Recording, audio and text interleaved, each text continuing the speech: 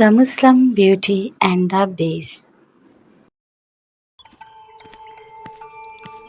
कारोबार के सिलसिले में हसना के बाबा ने जाना था।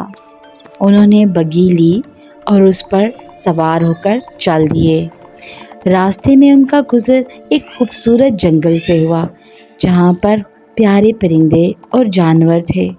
वो उनको खुशी से देख रहे थे और हसना के बाबा भी उन्हें देख के खुश हो रहे थे। रास्ते में चलते चलते रात हो गई। अचानक कहीं से भेड़िए निकल आए। हसना के बाबा ने देखा तो वो घबरा गए। उन्होंने अपनी बग्गी को बहुत भगाया और ऐसे में वो रास्ता भूल गए। भेड़िए से तो जान छूट गई, लेकिन हसना के बाबा रास्ता भटक गए। वो एक बहुत सुनसान मगर बर्फीले जंगल में फंस गए।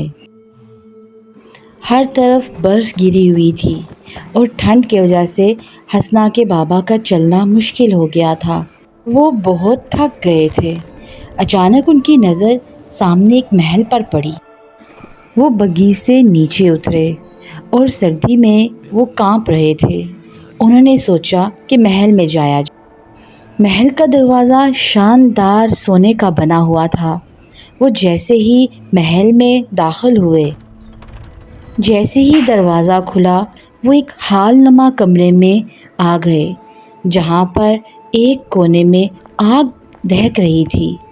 उन्होंने शुक्र अदा किया और आग के सामने एक सोफ़े पर बैठ गए। उन्हें ऐसा लगा जैसे कोई उनके पास आया हो। वो एक चलता हुआ फुट रेस्ट था। उन्होंने अपने दोनों पाँव उस पर रखे ही थे कि एक जादुई केटल उनके सामने आई। उसके साथ एक छोटा सा कप था। उसने उन्हें गरम गरम चाय दी। वो उसे देखकर बहुत खुश हुए और हैरान भी।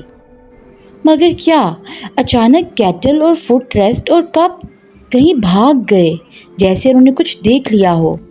सीढ़ियों से एक बदसूरत मॉन्स्टर आ रहा था, जिसे देखकर हसना के बाबा का ऊपर का सांस ऊपर और नीचे का नीचे रह गया। वो उन्हीं की तरफ बढ़ रहा था। मॉन्स्टर ने आते ही दोनों हाथों से हसना के बाबा को दबोच लिया। वो बेबस हो चुके थे। उसने उनको घसीटते हुए एक काल कोठरी में जाकर बंद कर दिया।